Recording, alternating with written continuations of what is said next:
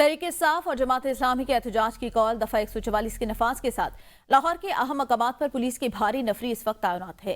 पंजाब हुकूमत के मुताबिक कानून हाथ में लेने वालों के साथ सख्ती से निपटा जाएगा।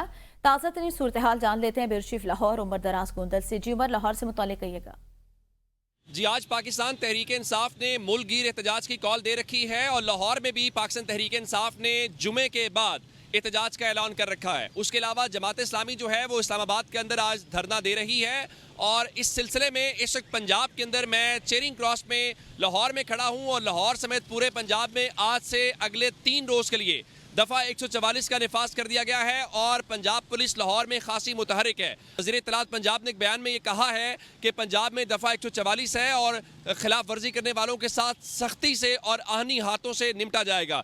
जबकि अमीर जमात इस्लामी ने कहा है कि इस्लामाबाद हर सूरत पहुँचेंगे, हम धरना देंगे और पुरअमन रहेंगे। हालात की खराबी की जिम्मेदारी हुकूमत के ऊपर होगी। लाहौर के दाखिली और खारजी जो रास्ते हैं वहाँ पर भी पुलिस की भारी नफरी जो है वो इवन गाड़ियों को भी, जो बसेस जिनके मुतल्लिक ये शक हो कि ये धरने में जा रही हैं या किसी एहतजाज के हवाले से, उनको भी चेक किया जा रहा है। इसी तरह से तहरीक इंसाफ जो है उनका कोई इस किस्म का मकाम नहीं किसी एक जगह के ऊपर एहतजाज करेंगे। तमाम जो सूबाई MPs हैं या MNAs हैं उनको कहा गया है अपने हलकों में एहतजाज करें और जो टिकट होल्डर्स हैं वो भी करेंगे। तो दोनों सियासी जमातें आज भरपूर एक्टिविटी करना चाहती हैं, लेकिन पंजाब पुलिस को भी हुकूमत की जानिब से मैदान में उतारा गया है। तो ये इस वक्त ओवरऑल पंजाब की लाहौर की सूरत हाल है। जी।